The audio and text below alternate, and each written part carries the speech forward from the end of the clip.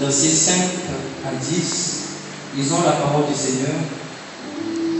Et moi, Daniel, je regardais et voici, deux autres hommes se tenaient debout, l'un en deçà du bord du fleuve et l'autre au-delà du bord du fleuve. L'un d'eux dit à l'homme vêtu de lin, qui se tenait au-dessus des eaux du fleuve: quand sera la fin de ces prodiges? Et j'entendis l'homme vêtu de lin, qui se tenait au-dessus des eaux du fleuve. Il leva vers les cieux sa main droite et sa main gauche, et il jura par celui qui vit éternellement que ce serait dans un temps, des temps et la moitié d'un temps, et que toutes ces choses finiront quand la force du peuple saint sera entièrement visible. J'entendis, mais je ne compris pas, et j'ai dit: mon Seigneur, quelle sera l'issue de ces choses? Il répondit: va, Daniel, car ces paroles seront tenues secrètes et scellées jusqu'au temps de la fin. Plusieurs seront purifiés, blanchis et épurés. Les méchants feront le mal, et aucun des méchants ne comprendra. Mais ceux qui auront de l'intelligence comprendront. Luc chapitre 21.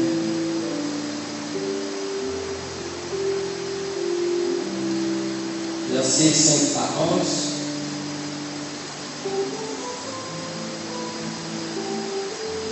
Luc 21, 5 à 11, la Bible dit: comme quelques-uns parlaient des belles pierres et des offrandes qui faisaient l'ornement du temple, Jésus dit: les jours viendront où de ce que vous voyez, il ne restera pas pierre sur pierre qui ne soit renversée. Ils lui demandèrent: Maître, comment cela arrivera-t-il? Et à quel signe connaîtront que ces choses vont arriver? Jésus répondit: prenez garde que personne ne vous séduise, car plusieurs viendront en mon nom, disant c'est moi, et le temps est proche. Ne les suivez pas. Quand vous entendrez parler des guerres et de soulèvements, ne soyez pas effrayés, car il faut que ces choses arrivent premièrement, mais ça ne sera pas encore la fin. Alors il leur dit: une nation s'élèvera contre une nation, et un royaume contre un royaume. Verset 11. Il y aura le grand tremblement de terre, et en divers lieux des pestes et des familles. Il y aura des phénomènes terribles et de grands signes dans le ciel. Amen. Ce matin, le Seigneur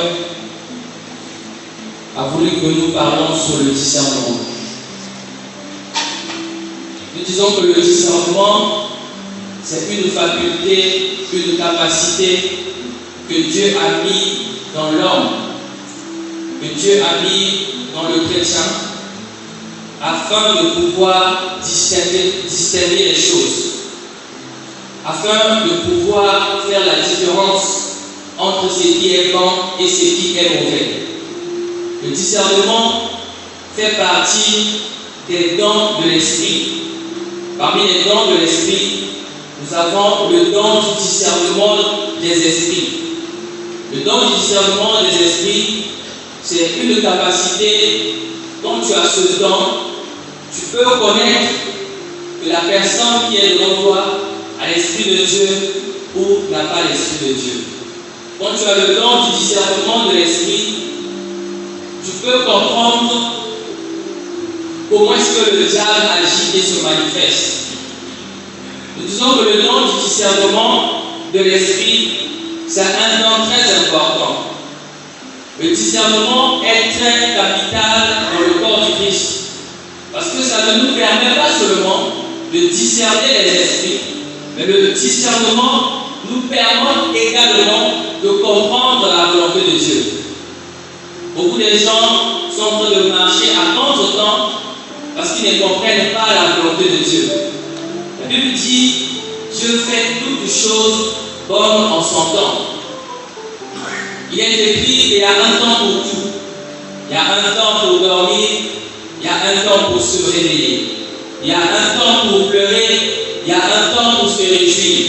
Alors celui qui a le discernement, il pourra également discerner les temps. Il saura dans quel temps nous sommes. Nous avons lu le livre de Daniel. Vous savez que Daniel était un prophète. Il a vécu dans une époque où il y avait l'iniquité, il y avait le péché.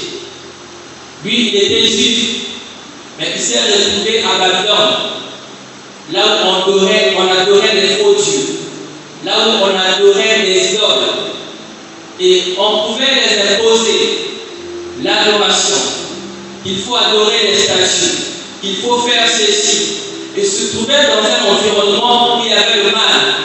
Mais Daniel, bien qu'il était dans un milieu où il y avait le mal, Daniel était juste intègre, il craignait Dieu.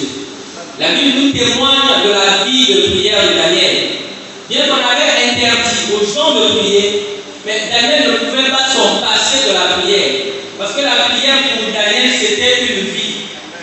Quand la prière, c'est une vie pour toi, tu ne peux plus s'en passer de la prière. Quand la parole de Dieu devient une vie pour toi, tu ne peux plus s'en passer de la parole de Dieu. Tu ne peux pas vivre sans prier, tu ne peux pas vivre sans méditer la parole de Dieu. Tel était le cas de Daniel. Ce n'est pas en vain que Dieu l'a utilisé. Ce n'est pas en vain que Daniel a reçu des visions. Daniel a reçu des visions concernant le temps où nous sommes.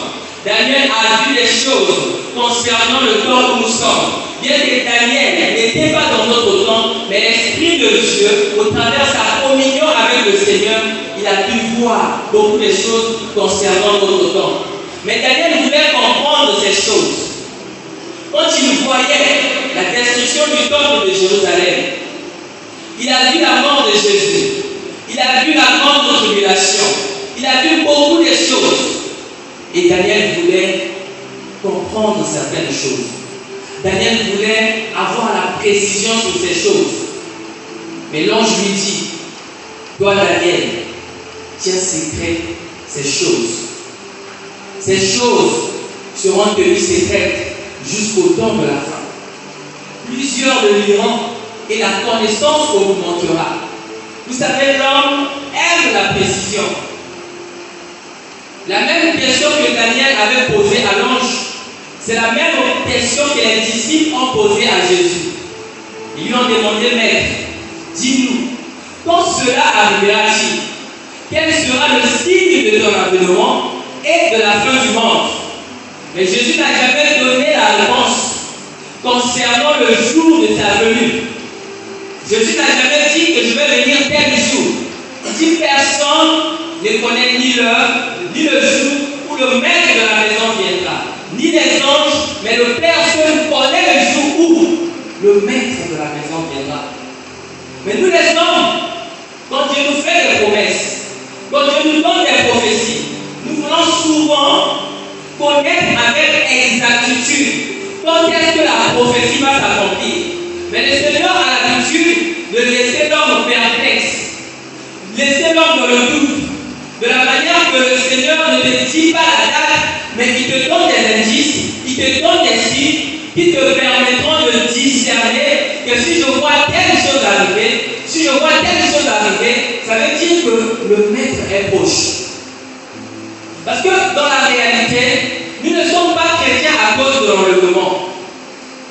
Personne n'est devenu chrétien parce que l'enlèvement existe. Nous ne sommes pas chrétiens parce que le Seigneur a dit qu'il viendra nous prendre. Mais si nous sommes chrétiens, c'est parce que nous avons cru en Jésus-Christ. C'est parce que nous aimons Jésus-Christ. Nous sommes dans un temps compliqué. Dans un temps où les prophéties sont en train de s'accomplir. Dans un temps où les antivaleurs sont en train de monter. Dans un temps où le mal est en train de s'accroître. Il est avantageux que les chrétiens aient le discernement. Parce que la croissance de l'iniquité, c'est un langage. L'iniquité qui est en train de s'accroître, c'est un langage que l'Église doit discerner. Le mal est en train de s'accroître. L'injustice est en train de prendre la place. feront le mal, mais eux-mêmes ne comprendront point. Mais ceux qui auront de l'intelligence, ceux qui auront l'intelligence renouvelée, ceux qui auront le discernement, comprendront ces choses. L'Église est mieux placée pour interpréter les événements qui se passent sur terre.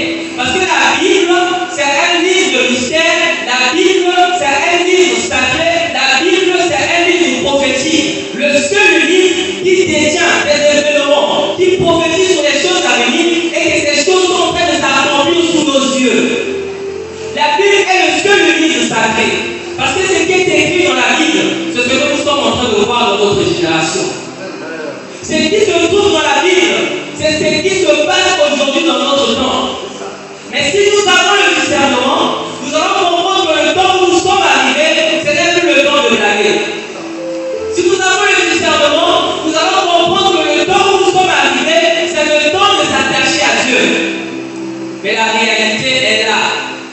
C'est que malgré que les signes sont devant nous, beaucoup de gens sont en train de reculer. La réalité est là. C'est que malgré que les signes sont devant nous, beaucoup de gens ne veulent pas se repentir. Parce que le mal est arrivé à son corps. Ne soyez pas surpris de voir celui que tu appelles frère dans le péché.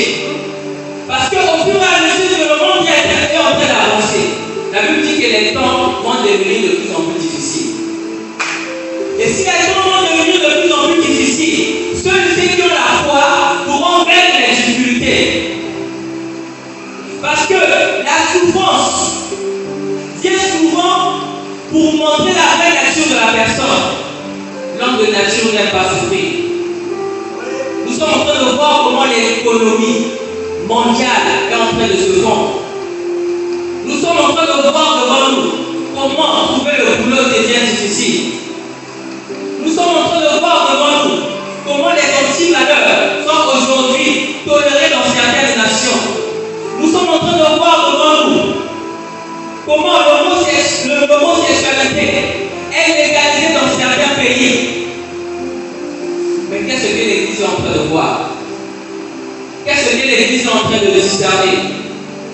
Parce que si nous avons le discernement, nous allons comprendre que ce ne sont pas nos prières qui pourront arrêter ce qui se passe dans le monde. Si nous avons le discernement, nous allons comprendre que nos prières ne pourront pas arrêter ces signes. Jésus dit que ces signes doivent arriver. Ça doit arriver pour montrer la vraie nature des gens. Il y aura l'apostasie, il y aura des gens qui vont abandonner la foi. Ils vont dire, je ne supporte plus de vivre dans la sainteté. Je ne supporte plus de vivre dans la justice. Parce que les temps sont devenus difficiles. Pour avoir le travail, il faut signer des pactes. Pour faire ceci, il faut signer des pactes. Beaucoup de gens vont abandonner. Mais la Bible dit que ceux qui ont la foi vont avancer. La Bible dit que ceux qui ont la foi ne vont pas abandonner. Parce que l'homme de la foi, il a fixé son objectif vers le but. Et le but, c'est le salut. Et le but, c'est la vie éternelle. Pour rien au monde, l'homme de la foi ne perdra son salut. C'est pour cela que nous devons avoir le discernement. Quand Corona est venu dans le monde, nous avons commencé à prier. Parce que c'est notre nature. L'homme n'a pas été créé pour souffrir. Nous avons commencé à prier pour que le coronavirus cesse de détruire le monde. Nous avons prié. Et cela fait bientôt un an déjà, que le coronavirus continue à faire des rages, continue à créer le chômage, continue à fermer des entreprises, continue à frapper le monde. La Bible dit chacun récoltera ce qu'il aura semé. Dieu est juste. Dieu c'est un juste juge. Il ne tolère pas le péché. C'est lui qui a créé toutes les choses. C'est pas parce que Dieu a donné à l'homme le libre arbitre, bien que l'homme a la liberté de tout faire, mais il y aura un temps où Dieu dira à l'homme, je t'ai donné le libre arbitre, la capacité de tout faire, mais c'est le temps d'éprouver tes actes. C'est le temps de récolter ce que tu as semé. C'est pour cela aujourd'hui, nous sommes en train de comprendre que le coronavirus vient de ça un démon, mais c'est un fléau que Dieu a permis pour corriger les gens, pour jauger le niveau de foi des chrétiens. Il y a des chrétiens aujourd'hui qui n'ont plus d'emploi. Mais est-ce qu'ils sont toujours heureux? Il y a des chrétiens aujourd'hui qui n'arrivent plus à prier. Le Seigneur est en train de prouver les gens. Le Seigneur est en train de prouver les niveaux spirituels des gens. Pour montrer que nous sommes au temps de la fin. La Bible dit qu'il est temps de se réveiller. Les païens ont le droit de dormir parce qu'ils n'ont pas Dieu. Mais les chrétiens n'ont pas le droit de dormir. Parce que Dieu nous a tout dit, Dieu nous a tout révélé. Mais ce qui nous manque, c'est le discernement. Nous pensons que dans le monde, il y a le bonheur. Nous pensons que les choses vont s'améliorer. Mais Jésus-Christ dit que ce n'est que le commencement des pleurs. Il dit que ce n'est que le commencement, ce n'est pas encore la fin, ce n'est que le début des douleurs. Parce que ce qui se passe dans le monde annonce non seulement la venue de Jésus, mais annonce également la venue de l'Antéchrist. Pendant que l'Église est en train de prêcher sur la repentance, pendant que l'Église est en train de préparer les pouces à l'enlèvement, les serviteurs de Satan sont en train de préparer les gens à la venue de l'Antéchrist. C'est pour ça que la Bible dit que chacun de nous travaille avec crainte et tremblement sur son salut. L'apôtre Pierre dit, si le juste se sauve avec peine, à combien plus forte raison le méchant? Ce n'est plus le temps de blâmer. Ce n'est plus le temps de vivre dans le péché. Ce n'est plus le temps de vivre dans la distraction. Mais c'est le temps de chercher Dieu. La Bible dit chercher l'Éternel pendant qu'il se trouve. Parce qu'il y aura un temps où le Seigneur ne sera plus. Et quand le Seigneur ne sera plus, nous allons invoquer Dieu, il ne sera plus là. C'est le temps de chercher Dieu. C'est le temps d'examiner sa vie spirituelle. Est-ce que si le Seigneur vient aujourd'hui, je serai en vie? Est-ce que si je meurs aujourd'hui, j'irai au ciel? Est-ce que ma vie spirituelle honore le Seigneur? Il est difficile aujourd'hui de voir quelqu'un venir dans la présence de Dieu pour dire Seigneur, que penses-tu de moi? Pour dire Seigneur, est-ce que ma vie spirituelle te plaît? Pour dire Seigneur, est-ce que tu peux me prouver? Pour dire Seigneur, est-ce que tu peux me montrer mes défauts? Parce qu'aujourd'hui, c'est le faux christianisme qui est présenté. Ce christianisme qui fait de l'homme Dieu. Ce christianisme qui pousse l'homme à faire ce qu'il veut. Le christianisme qui pousse l'homme à conduire Dieu, alors que c'est à Dieu de nous conduire. Si tu as le discernement, tu vas courir comme Dieu est en train de mourir. Si tu as le discernement, tu vas marcher au rythme de Dieu. Dieu se tient dans quelle position? Qu'est-ce que le Seigneur est en train de penser? Jésus dit, en voyant notre temps, il se demande si les hommes auront la foi. Il dit, est-ce que quand le Fils de l'homme viendra, trouvera-t-il de la foi sur terre? Les chrétiens n'ont plus la foi. Les chrétiens ont perdu la foi. Parce qu'on nous a présenté un christianisme où Jésus devait toujours nous bénir. Jésus devait toujours nous élever. Un christianisme où tout devait toujours aller dans le sens où les choses devaient toujours bien marcher. Mais aujourd'hui, la situation mondiale nous montre que le monde se tient dans une condition où tout est devenu difficile. C'est dans la difficulté que tu connaîtras le véritable ami. C'est dans la souffrance qu'on connaîtra que si l'homme est fidèle ou infidèle à Dieu. Parce que quand les choses marchent bien, nous sommes contents. Mais c'est pendant la souffrance que nous devons prouver que nous aimons le Seigneur. Mais c'est souvent pendant la souffrance que les hommes n'arrivent plus à prier. Mais c'est pendant la souffrance que les chrétiens doivent prier. La Bible dit que si quelqu'un est dans la souffrance, il prie. Et nous voyons que beaucoup de chrétiens sont en train de reculer. Mais le malheur, c'est que le chrétien ne voit pas qu'il est en train de reculer. Nous voyons que beaucoup de chrétiens sont devenus charnels. Mais le malheur, c'est que celui qui est charnel se croit être spirituel. C'est pour cela la Bible dit, souviens-toi d'où tu es tombé. Souviens-toi du premier amour. Pendant que Dieu disait, souviens-toi du premier amour, la Bible nous montre que l'église de Fès avait la persévérance. La Bible nous montre que l'église de Fès avait le discernement. Mais le discernement, la persévérance n'était pas suffisant.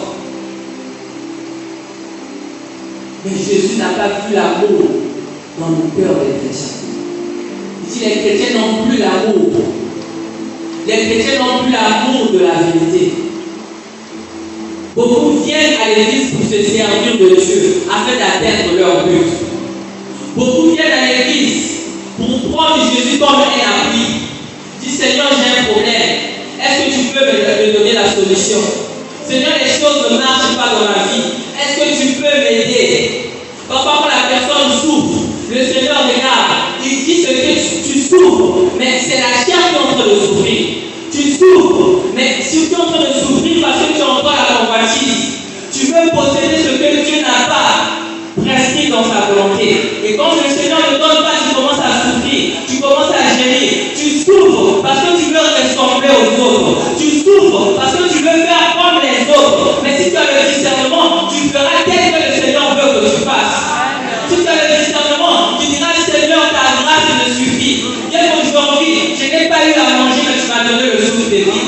Bien que je n'ai pas le travail, mais tu m'as donné la vie éternelle. La seule façon d'avancer, c'est d'accepter la grâce de Dieu. Parce que le temps où nous sommes arrivés, beaucoup de gens vont dire que Dieu n'est pas bon. Pourquoi Dieu ne me donne pas ce que je veux? Parce que c'est le temps de preuve. Dieu est en train de prouver la foi des chrétiens.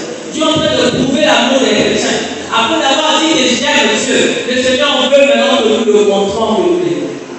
Après avoir dit que tu es un homme de foi, le Seigneur, voici, il a mis notre foi à l'épreuve. Après avoir dit que nous sommes des chrétiens, voilà que le Seigneur commence à nous mettre à l'épreuve. La Bible dit, c'est que la nature divine, ils vont devenir de plus en plus spirituels. Mais ceux qui n'ont pas la nature divine, ceux qui se croyaient être spirituels, au fond d'eux, ils sauront qu'ils ne sont pas spirituels. C'est pour cela que nous devons comprendre le temps où nous sommes. Nous devons discerner le temps. La Bible dit ce qui arrivera du temps de Noé arrivera de même au jour de la venue du Fils de l'homme. Noé était un homme de foi. Parce que quand Dieu dit à Noé de construire l'arche, il n'y avait jamais eu de pluie au temps de Noé. Dieu n'utilisait que la rosée pour arroser la terre. Dieu lui demande de construire l'arche alors que pendant tout le temps que Dieu avait créé l'humanité, il n'y avait pas la pluie. Pendant que Noé vient pour dire, répentez-vous, Dieu va détruire le monde par le déluge, il y aura une grande pluie. Personne ne croyait. Il dit comment Dieu va détruire le monde? Il n'y a jamais eu la pluie. Comment il y aura la pluie? La réflexion de l'homme. Comment il y aura la pluie? Noé s'est mis à construire l'arche. Pendant que Noé était en train de construire l'arche, il y avait des gens qui décourageaient Noé. Ne construis pas l'arche. Ce Dieu-là, c'est un menteur. Mais je t'assure que Dieu est fidèle. Ce qui fait de lui Dieu, c'est qu'il ne ment pas. Ce qui fait de lui Dieu, c'est qu'il tient toujours ses promesses. Noé connaissait que Dieu était fidèle. C'est pour cela que le temps où nous sommes arrivés, chacun de nous doit connaître son Dieu. Il n'est pas seulement question qu'on parle du Dieu d'Abraham, du Dieu d'Isaac, du Dieu de Jacob. On doit aussi parler de ton Dieu. La Bible nous parle du Dieu de la terre. Les épreuves et les circonstances qui arrivent dans ta vie, c'est pour que le monde témoigne que tu as un Dieu vivant. Nous étions en train de construire l'arche. Il n'était pas fatigué pendant 120 ans. Il était en train de construire l'arche. Il y avait des gens qui se moquaient de lui. Mais où est la pluie? C'est comme aujourd'hui. Les gens qui n'ont pas la foi vont commencer à critiquer les chrétiens. C'est ce que la Bible dit. Ils vont commencer à décourager certains. Depuis que tu vis dans la sainteté, qu'est-ce que tu as gagné? Depuis que tu es fidèle à Dieu, qu'est-ce que tu as eu? Le problème avec l'homme, c'est que quand Dieu a enlevé le péché en toi, lui n'a pas vu. Le problème avec les hommes, c'est que Dieu t'a donné la vie éternelle, lui ne le voit pas. Les gens nous découragent souvent sur les choses matérielles. Mais alors que ce que Dieu nous a donné est plus important que le matériel. C'est pour cela que quand nous sommes arrivés, le chrétien doit aller de cœur en cœur, de perfection en perfection. Ton niveau de prière doit augmenter. Le niveau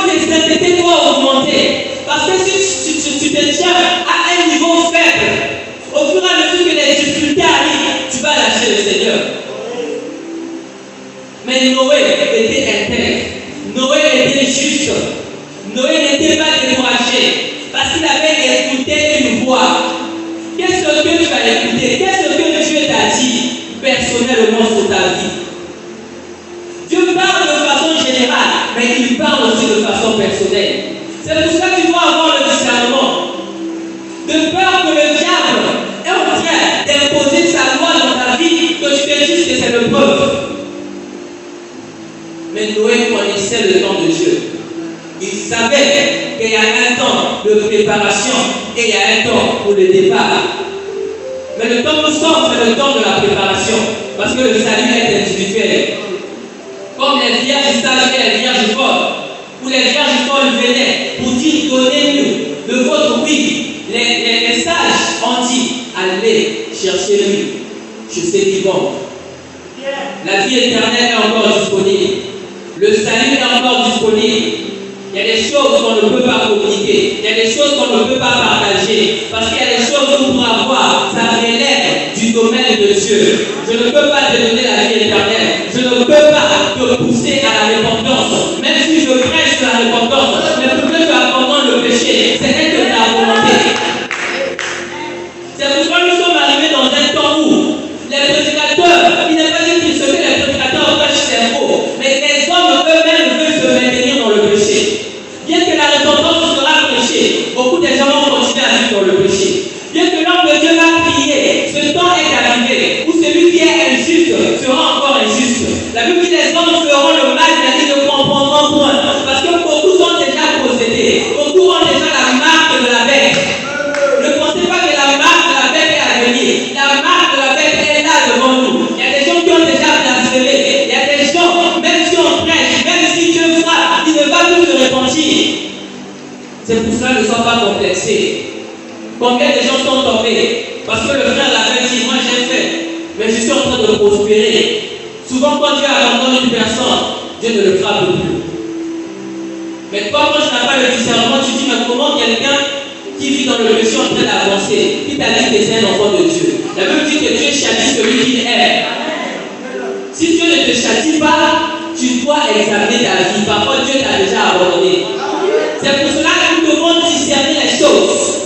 Nous ne devons pas être des chrétiens sans intelligence. Nous ne devons pas être des chrétiens qui vivent dans l'ignorance. Nous ne devons pas être des chrétiens qui, comme au temps de Jésus, les mages sont venus pour leur dire que le Messie est né. Mais nous voulons être des chrétiens éveillés pour comprendre que les promesses qui sont de cet âge sont les promesses que Dieu nous a faites. Ce sont nos promesses. Il était venu pour nous, il est parti pour nous, il va revenir pour nous parce qu'il nous aime. C'est pour cela que tu dois discerner le temps. Il y a quelqu'un qui t'a aimé. Il y a quelqu'un qui est mort à la croix pour toi. N'annule pas l'œuvre de la croix. Parce que tout ce que nous voyons, Salomon qui était l'homme le plus riche de son temps, il a dit que tout est vanité. Ce qu'on nous devons écouter les témoignages des autres. L'homme le plus riche a dit que tout est vanité. Mais nous battons pour devenir riches. Tu vis encore dans l'impudicité, mais va écouter les témoignages des impudiques. La finalité, c'était le sida. Et aujourd'hui, la tragédie dans l'église, c'est que beaucoup ne viennent pas pour chercher Dieu. Après avoir vécu dans le péché, comme chaque péché a ses conséquences, une histoire qui a marché toute sa vie dans l'impudicité, et à un certain moment, elle prend conscience que je dois me marier, elle vient à l'église pour chercher le mariage. Et le mariage n'arrive plus, elle commence à accuser les sorciers. La Bible, c'est un livre prophétique. La Bible nous a tout dit. La Bible a déjà révélé le sort de Satan. La Bible a déjà révélé le sort des impudiques. La Bible a déjà révélé le sort des pécheurs. Dieu n'est pas le Dieu qui cache des choses. Il révèle des choses. Donc si quelqu'un vit dans le péché, ce n'est pas qu'il est ignorant. Il connaît ce qu'il fait. Mais il ne veut pas se repentir. La repentance, c'est un engagement. Quand tu es touché, abandonne le péché, mais les gens ne vont plus abandonner, les gens vont s'accrocher au péché. Les hommes vont faire le mal. Ils vont continuer à faire le mal. L'iniquité, la critique de l'iniquité va s'accroître. La charité va diminuer. Mais ce que l'apôtre Paul dit, il dit que ces trois choses demeurent en vous les chrétiens. La foi, l'espérance, l'amour. Peu importe ce qui se passe, ne perdons pas Ne perdons pas l'espérance. Peu importe ce qui se passe, ne perdons pas l'amour. Ne vis pas ta vie spirituelle par rapport à l'autre. Donc lui, il priait, ne prie plus. Donc c'est normal que je ne le crois pas. Ton modèle, c'est Jésus. Suis Jésus, avance par rapport au Père de Jésus. Le temps est arrivé où tu dois suivre Jésus. Le temps est arrivé où tu dois avancer. Si l'autre n'avance pas, toi tu vas avancer. Il y a des gens qui n'avancent pas et qui ne veulent pas que les autres avancent. Il y a des gens qui sont tombés et qui veulent faire tomber les autres. Mais le temps est arrivé où tu dois fixer l'objectif vers l'œuvre de Dieu. Tu dis, je suis venu ici pour servir Dieu. Je suis venu ici pour adorer Dieu. Personne ne va me décourager. Je vais avancer. Je vais avancer jusqu'à ce que je serai enlevé. La Bible dit persévérer jusqu'à la fin. Ce n'est pas les difficultés qui vont nous arrêter. Notre force, c'est le but. Le but, c'est le salut. Je n'ai pas besoin de Dieu pour aller en enfer. Ayons le discernement. Noé a fait un grand travail. Il a prêché pendant 120 ans. Il n'y a eu que 7 personnes qui ont cru. Ce que nous voulons aujourd'hui, ce n'est pas la quantité, mais c'est la qualité. Nous voulons la qualité. Parce qu'un seul homme, par sa justice, il peut sauver d'autres personnes. Ce que Dieu veut aujourd'hui, c'est la qualité. Et la qualité, pour qu'elle soit qualité, ça doit être éprouvé par le feu. L'or, pour que ça brille, ça doit être éprouvé par le feu. Nous devons accepter le peuple. Nous devons accepter les difficultés pour que la vraie nature qui en nous apparaisse. C'est souvent quand l'homme à la famille qui devient voleur. C'est pour cela que je suis en train de trouver le monde. Mais qu'est-ce que l'Église est en train de discerner? Qu'est-ce que l'Église est en train de voir? Pour rien au monde, mon frère, ne vont pas dans sa vie. Beaucoup ont regretté, ils sont en train de pleurer.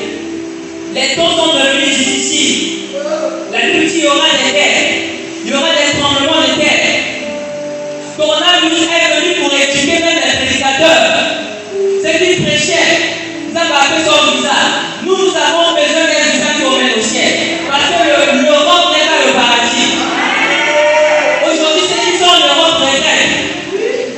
Parce qu'en Europe, les entreprises sont en train de fermer. En Europe, les gens sont en train de souffrir. Ce n'est pas le vaccin qui va arrêter la colère de Dieu. Ce n'est que la repentance. La Bible dit répentez-vous, répentez-vous, répentez-vous. Mais le blanc ne comprend pas. Le blanc cherche le vaccin. Ils ont trouvé le vaccin. Voilà qu'aujourd'hui, il y a une nouvelle parlant de coronavirus. L'homme ne peut pas arrêter la colère de Dieu. Quand Dieu déchaîne sa colère, personne ne peut arrêter sa colère. Quand Dieu décide d'agir, personne ne peut l'arrêter. Parce qu'il est Dieu. Personne n'est plus patient que Dieu. Si vous voyez Dieu commencer à déchaîner sa colère, parce qu'ils sont en train de voir qu'il a déjà parlé, qu'il a déjà crié, les autres n'écoutent pas. Alors quand l'homme n'écoute pas, Dieu décide d'agir. Et quand Dieu décide d'agir, c'est pour nous emmener à la repentance. Il est temps, bien-aimé, que nous avançons. Il est temps, bien-aimé, que nous ne reculons plus. Ne perds pas ta foi, ne perds pas l'espérance. Le diable a mis en place un mécanisme pour apaiser la conscience de l'homme. En disant que la réincarnation existe. Tu peux vivre dans le péché. Si tu meurs, tu viendras encore dans le monde. La Bible dit que la réincarnation n'existe pas. Après la mort, vient le jugement. Mais beaucoup de gens ont embrassé les fausses doctrines parce que l'homme aime la facilité. Je préfère vivre dans le péché. Si je meurs, je vais revenir, je serai mieux, c'est faux. Beaucoup de gens ont embrassé les fausses doctrines. Mais les fausses doctrines sont des portes qui emmènent directement en enfer. La Bible dit, beaucoup de gens ont choisi la porte large, mais la porte étroite, le chemin resserré. Peu trouveront ce chemin. Où sont partis les biens dans l'église? Aujourd'hui, les païens sont en train de détruire les chrétiens en disant qu'il n'y a plus de bien dans l'église. Ça veut dire que le diable a réussi à sa mission. Où sont partis les frères qui étaient chastes? Les choses ont changé dans le monde. Aujourd'hui, quand quelqu'un aime Dieu, il vit dans la chasteté, il est sujet de moquerie. Mais à l'époque, ce n'était pas comme ça. Quand quelqu'un avait la virginité et la vie était honorée, aujourd'hui, c'est le contraire. C'est pour ça que nous devons changer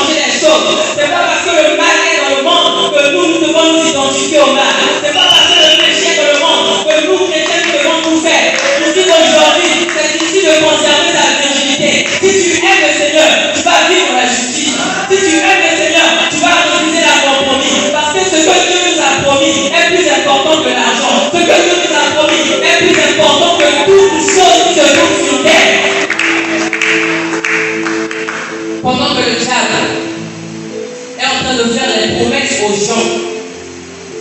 Disons que les choses vont s'améliorer. Disons que les choses vont avancer. Vous savez, le diable fait des promesses, mais il n'a pas le pouvoir d'accomplir ses promesses. Le Congo ne devait pas être ce qu'il est aujourd'hui, si seulement si ce que les autorités disaient était réalisé. Ils ont fait tellement de promesses, et il y a des gens qui sont tellement durs qu'ils croient toujours à ce qu'on dit. Le diable dit des choses qu'il ne les fait pas. C'est pour ça que la Bible dit, nous allons prendre une écriture.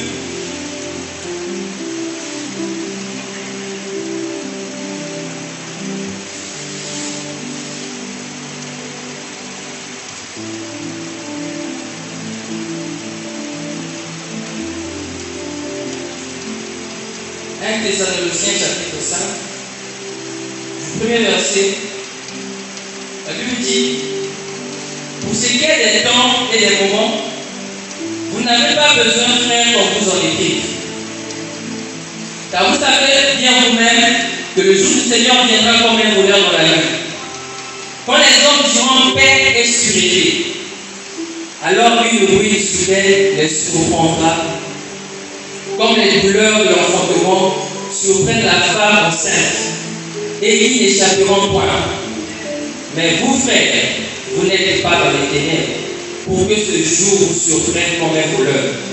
Vous êtes tous des enfants de la lumière et des enfants du jour. Nous ne sommes point de la nuit ni des ténèbres. Verset 6. Nous dormons donc au point comme les autres, mais veillons et soyons sobres. La Bible dit, quand les hommes diront paix et sûreté, les hommes diront paix et sûreté, ONU dira paix et sûreté, l'Union européenne dira paix et sûreté, mais le garant de la paix c'est Dieu. Si Dieu ne donne pas la paix, personne ne pourra donner la paix. Jésus a dit, je ne suis pas venu apporter la paix dans le monde. Le monde ne peut pas connaître la paix à cause de la présence du péché. La Bible dit, quand les hommes diront paix et sûreté, la Bible dit, une ruine soudaine les surprendra tous. Ce sont des menteurs. C'est pour cela que l'ONU, malgré que l'ONU est là, il y a toujours des guerres. L'ONU ne peut pas garantir la paix. L'ONU ne peut pas garantir la sécurité. Parce que le protecteur, c'est Dieu. Celui qui donne la paix, c'est Dieu. Comment pouvons-nous déclarer qu'il y aura la paix pendant que Dieu a dit qu'il n'y aura pas la paix? C'est pour cela que nous allons entendre qu'il y aura la paix.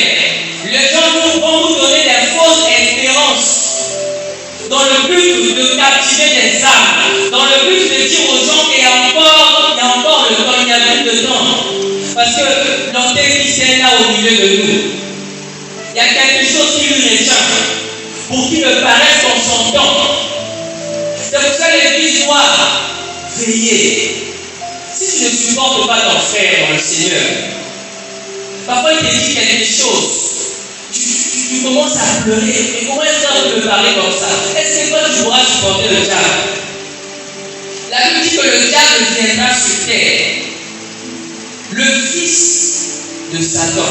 La Bible dit le fils du péché. Il est là au milieu de nous. Mais il reste juste un peu de temps pour qu'il apparaisse. Mais est-ce que les hommes pourront supporter le diable?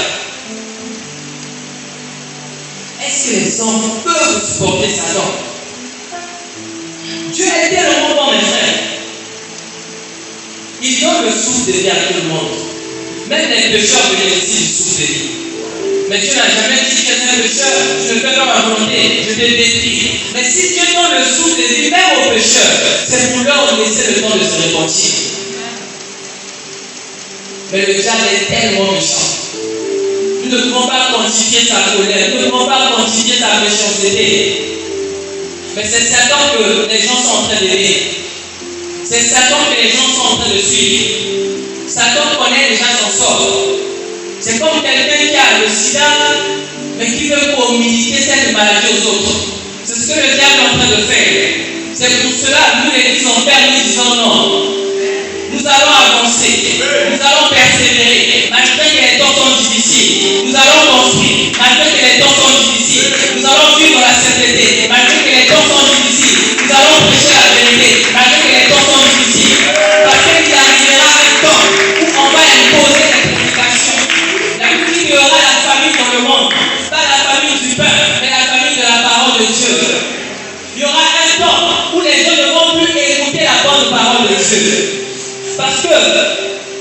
les constitutions vont changer.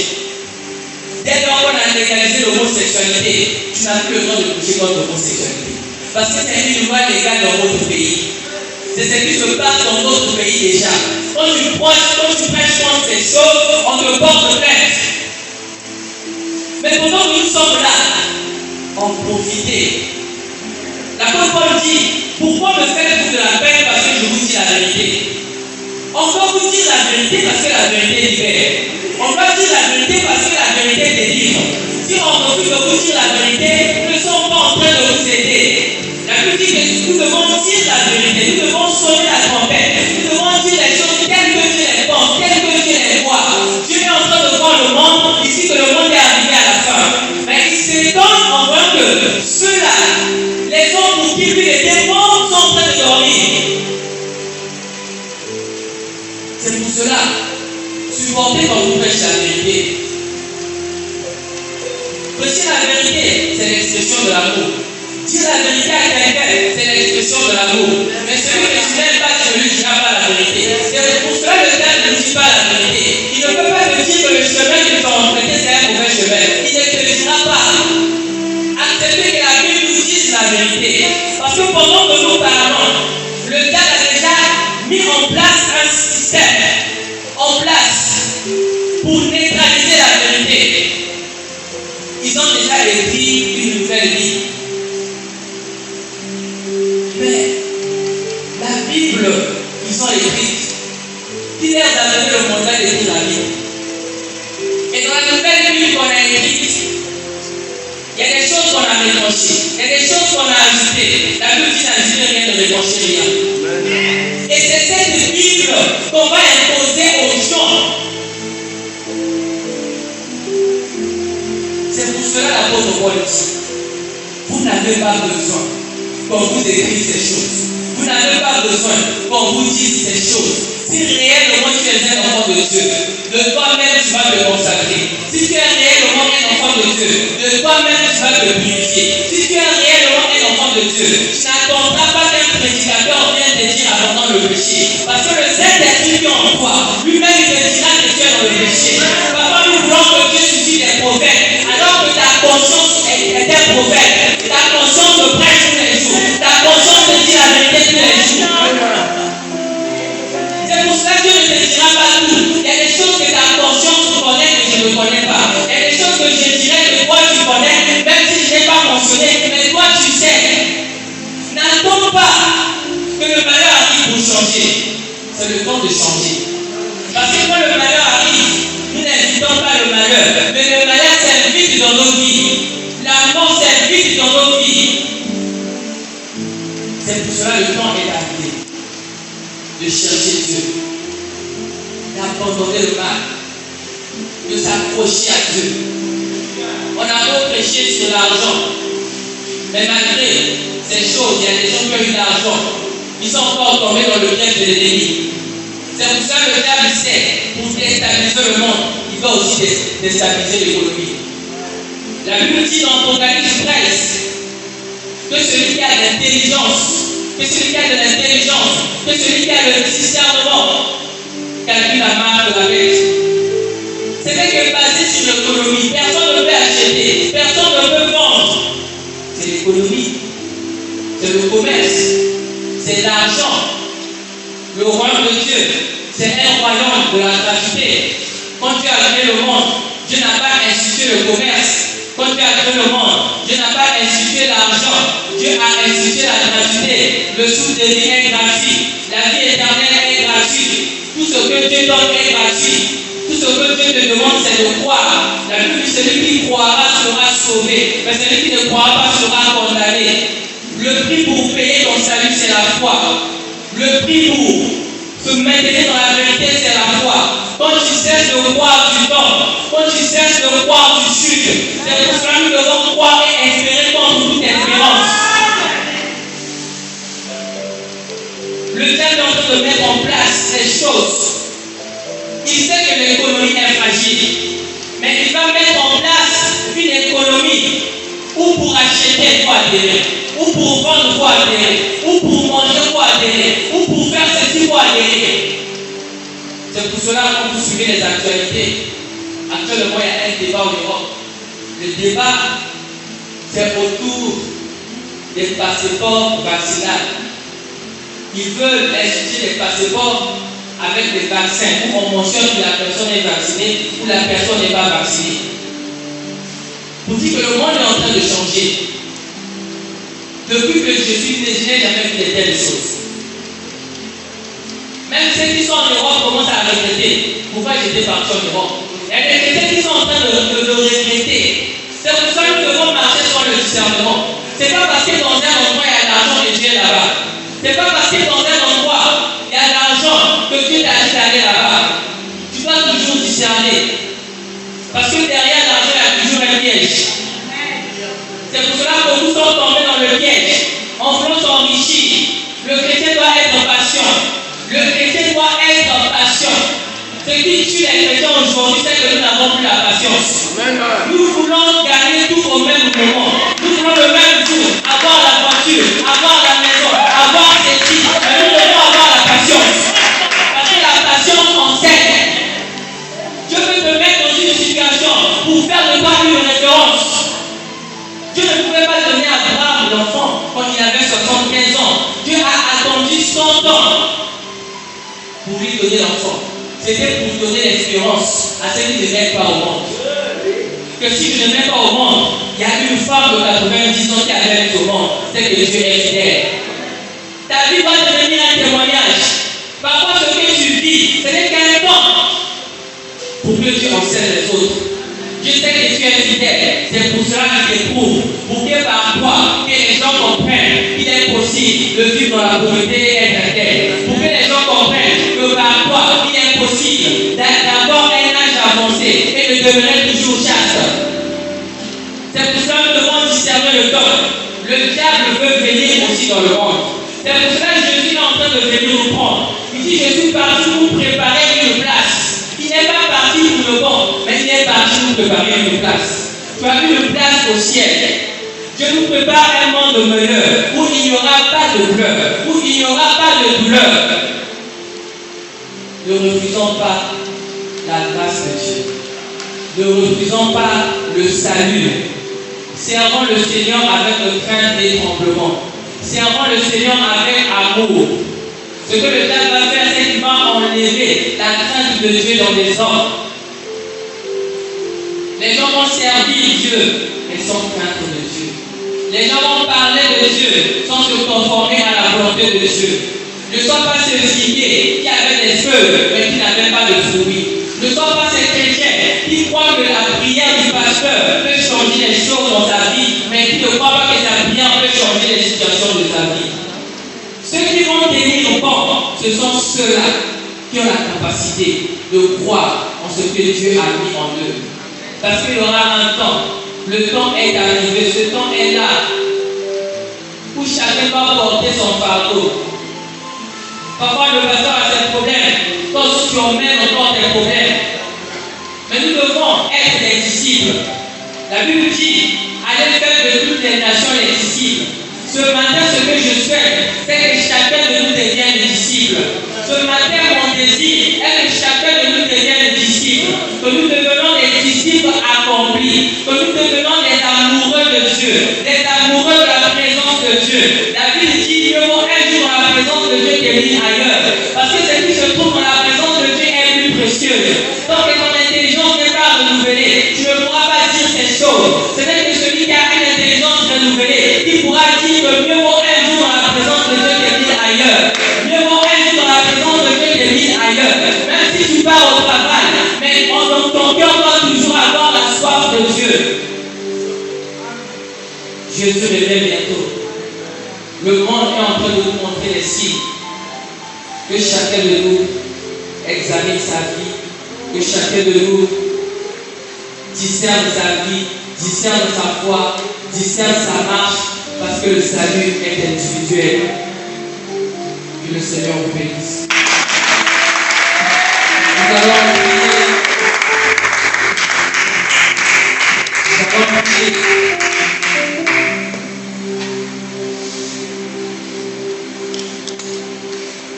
prier.